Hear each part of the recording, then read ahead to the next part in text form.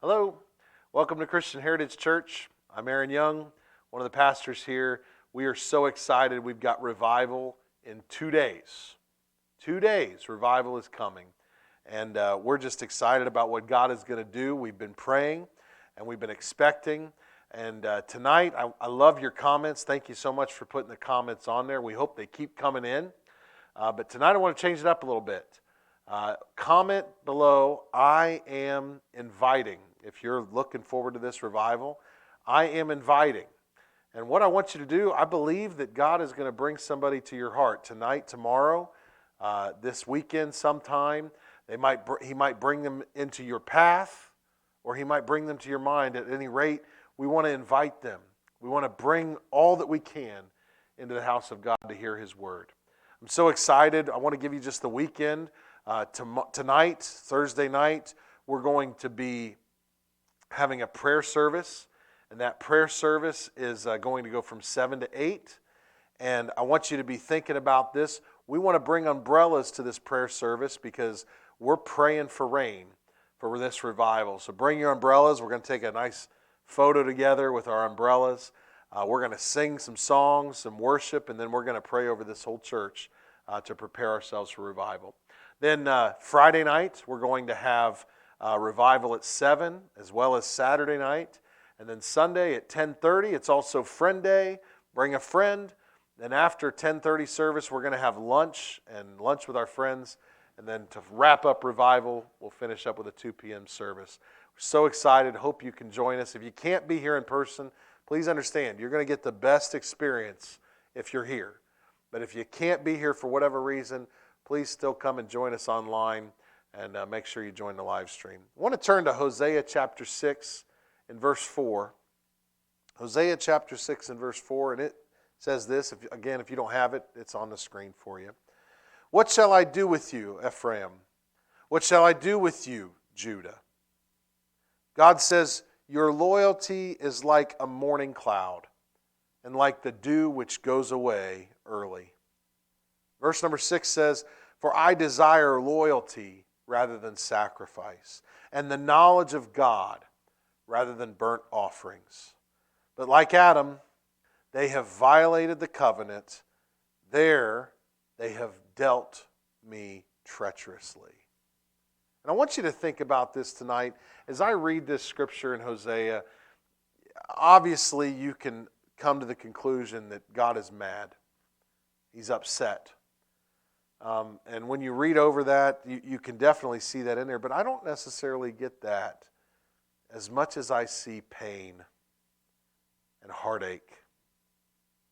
I see a God that has literally done everything for His people, and they still search for other joys.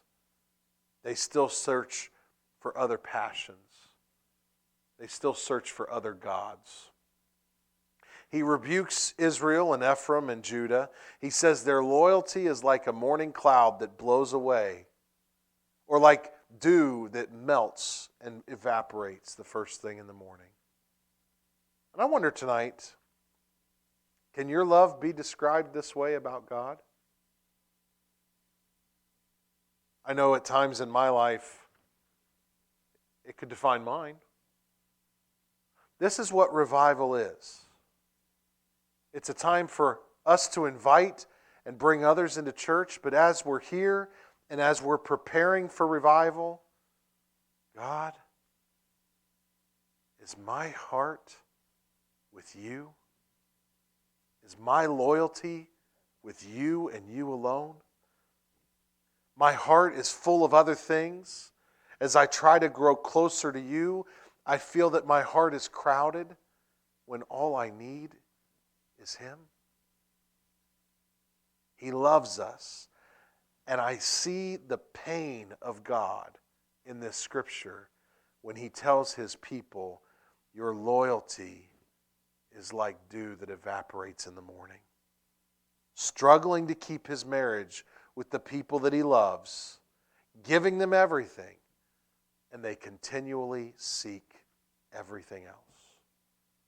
I want you to see this prophecy. I was reading earlier, not in chapter 6, but chapter 3. In chapter 3, we find that Hosea has a wife. And Hosea loved his wife, was passionately in love with his wife, and his wife found another man. And then she found another man. And then she found another man. Until she found herself stuck in a hole that she had dug. She was sitting in a prostitution ring and was being sold to the next highest bidder.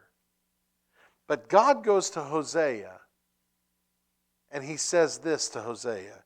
Chapter 3, verse 1, he says, "Go again and love a woman who is loved by her husband, yet is committing adultery. As the Lord loves the sons of Israel, though they turn to other gods and love raisin cakes." I like that line. I don't know why. It just seems funny to me. Raisin cakes. I see that as God saying they love anything else that they can find besides the God that loves them. Verse number 2 says, "So I purchased her," Hosea says, "I purchased my own wife for myself. 15 shekels of silver." Verse 3 says, "Then I said to her, you shall live with me for many days. You shall not play the prostitute, nor shall you have another man. So I will also be toward you. For the sons of Israel will live for many days without a king or a leader, without sacrifice or a memorial stone, without ephod or household idols. Afterward, the sons of Israel return and seek the Lord their God and David their king, and they will come trembling to the Lord and to his goodness in the last days." I want you to see the importance of this, because God tells Hosea to go get the wife that doesn't deserve his love. He says, "Hosea, I want you to go and buy your wife back, even though he owned her to begin with." He said, "Hosea, I want you to go and I want you to share with her that she and you are going to be in a relationship for a long time." The same way that God does with us. When we have other passions, when we find joy in company away from God, when we find joy in things that we shouldn't be doing, or when we find joy with just going with the flow, God says, "I'll still buy you back. I've already paid the price. I've already purchased what needs to be purchased. All it takes is for you to come and walk with me." Chapter 6, again, verse 1. The end of the story. It shows the people running. And it says, "Come, let us return to the Lord. For he has torn us, but he will heal us. He has wounded us, but he will bandage us. He will revive us after 2 days. And he will raise us up on the third day, that we may live before him. So let's learn. Let's press on to know the Lord. His appearance is as sure as the dawn, and he will come to us like rain, as the spring rains waters on the earth." Isn't it a great story? Isn't it awesome to see? First of all, he will revive us in 2 days. Now they say he'll revive us, but I want you to understand this. He awakened us with his birth.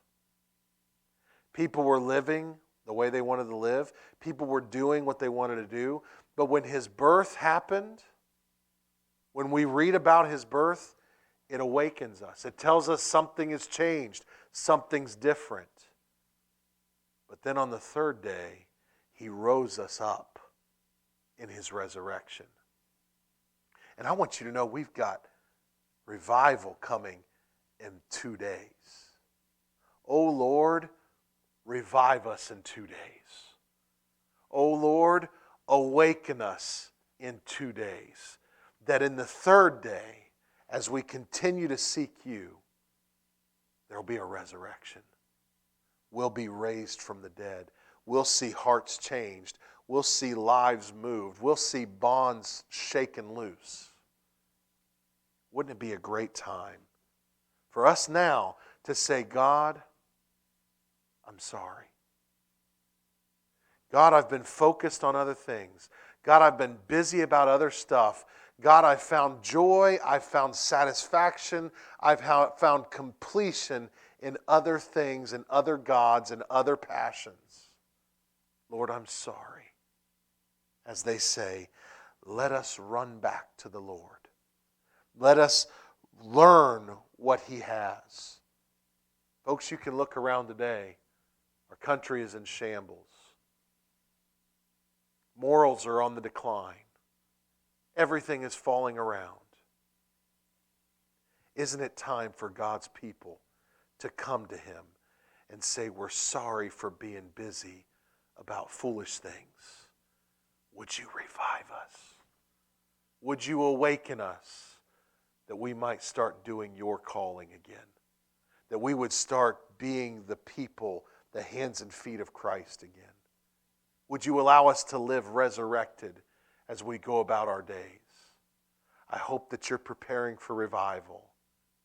Thank God the rain's coming in 2 days.